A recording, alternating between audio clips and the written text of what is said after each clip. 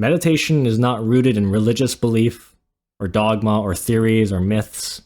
It is a pragmatic, practical, experiential phenomenon that we once had a greater ability to experience many centuries ago, but lost over the course of the Common Era due to our conditioning. So for us, we tend to consider meditation as a practice, because our mind is so conditioned that we constantly need to retrain ourselves to be able to perceive different kinds of impressions with that added self-awareness and clarity and objectivity that meditation offers. Nonetheless, meditation has been proven by thousands, and even adopted by the CIA and military forces such as the Navy SEALs. Karma, trauma, and the liberation from suffering. To see things as they are is crucial for our evolution. Because of how limited our consciousness is, we're not in the state of meditation. Many of us consider ourselves to be conscious creatures. We perceive, we think, we act, we make choices, so why not? But the fact is that we have consciousness at our level, and it's very limited. So most of the time, we are in a state of psychological sleep. For us, this means that we barely perceive our own physical world that we belong to. We're usually not aware of much. We can't pay attention for long periods of time before getting distracted, and it takes a lot of effort and energy just to pay attention. We rarely remember our dreams when we wake up every morning. We can't remember all the things we did or said last week, and we can't predict or see all the things that will happen in the future. And furthermore, our range of perception is also limited. We can't hear as much as a dog can. We can't see very well at night like cats can. And we can't see radiation waves like infrared or ultraviolet. So as a result, we interpret impressions, everything that comes into our senses, subjectively, based on our conditioning. And from this fact, we can see how all problems are really a matter of perspective, and are relative to the level of perception a person carries.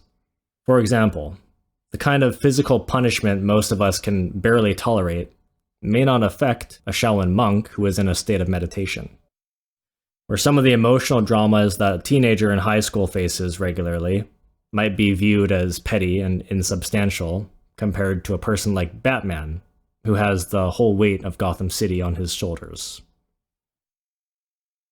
So it's the misperception of a conditioned consciousness that causes all of our confusion and problems, not the situation itself. Everyone sees things from a different point of view, and everyone is debating and disagreeing and arguing with each other. This is also why this humanity has become increasingly confused and violent and complicated over the centuries. And that last statement isn't just based on the teachings of the Dharma and evolution, but it's a fact that you can confirm for yourself if you look it up. The amount of slavery that's happening on the planet right now is more than it ever has been in history. Our water supply and air is more polluted than it ever has been. Most of our food is not organic anymore. Everything now is genetically modified and synthetic. So in Buddhism, when we talk about conditioning, we're usually referring to the ego, which is what we carry in our mind. Now, although we can agree that we can be influenced by external situations, like the way we were raised, the city we grew up in, the schools we went to, or the decade we were born in, the outside situations are never the root cause of our current circumstances. And we have this habit of blaming our parents or siblings or our schools or society for making us the way we are. But it's wrong. It's part of wrong view in the Eightfold Path. Because when we blame others for our suffering, we fail to recognize the interdependence in all things.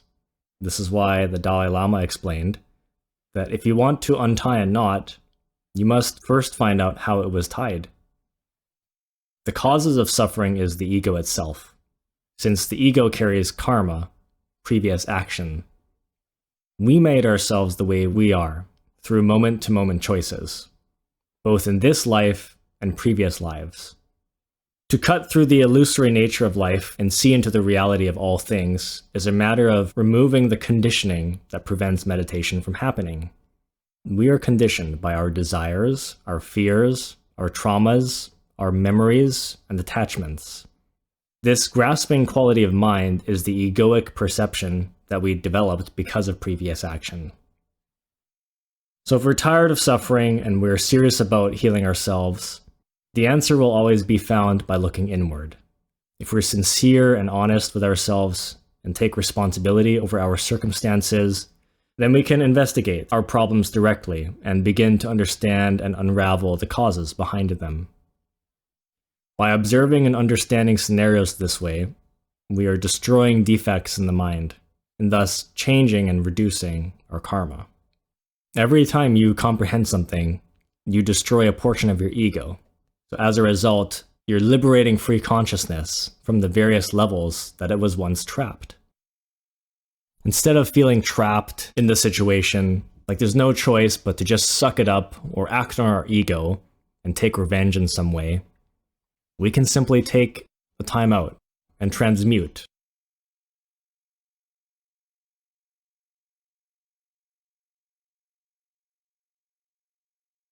Now, admittedly, the path to liberation is rough, and it can be exhausting sometimes. For most of us, it's not easy to just be passive and ignore difficult people and situations all the time, regularly turning to meditation and other practices for some release.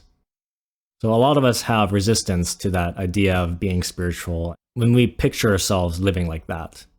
And yes, there will be times when we know what the right thing is to do because we received the true insight, or because a guru or a spiritual teacher assured us what to do. And yet, we still feel like acting on our pride and vengeance and so forth. Of course, because we are so used to our old mindset where we think that it's okay to fiercely complain about our problems all the time, or get angry and yell at people. If I told you to just reframe situations all the time and look at things in this or that higher spiritual way, you probably wouldn't want to. And part of that is because we think it's too difficult to change our minds. We think it's impossible to get over our problems, especially serious things like childhood trauma. But if I were to tell you that actually, if you really work consistently at restraining your negative mind, and you devote yourself to meditation and other practices, then what will happen very soon is that you will actually start to reduce and destroy many of those negative regions in your mind that are creating that resistance in you. You will get used to difficult situations and become more and more resilient. Eventually, with perseverance, this is how we evolve into higher kingdoms of evolution. There is no other way to completely heal from a psychological trauma. There is no better or more thorough way to do this. It may feel like an odd, unusual alternative to turn to. And that's of course because society still hasn't widely accepted this practice. Meditation is the right thing to do. It's the proper way to heal. The first setback is that if your pride and anger or depression is holding you back from being happy, and if you don't reduce those aspects of your mind, then you may always be that way, angry and stubborn and depressed.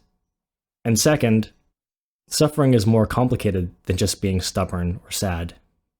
If you don't heal your mind and even body through understanding and meditation, if you don't actually destroy the causes of your suffering by eliminating parts of your ego, percentages and fractions of it, then the situation you were burdened by in the past will just repeat again.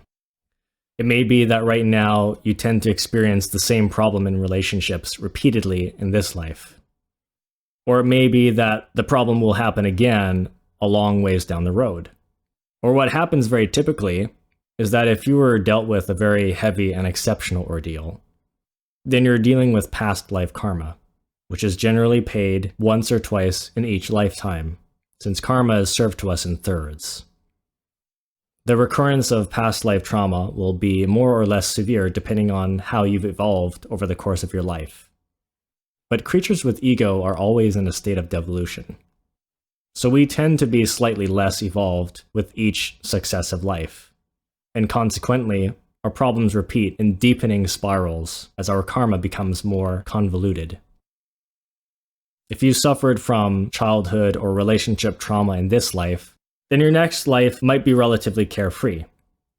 But because of the law of invariance, you will likely be born as somebody who is inclined to abusing others the same way your enemy abused you in this life. Thus, in the life after your next life, you will have to pay for the repeated action, or the mimicked action. But this time, the cost will be even greater, because the egos have accumulated even more. It's very sad. But this is how nature works. This is the nature of samsara. To repeat. The more we feed our desires, the more we will have to pay in the end. But, however, life wouldn't have to be so difficult for us if we weren't so bad as a species. If we weren't so degenerated. It's just really bad for us, in particular, because the humanities on other planets don't suffer as much as we do.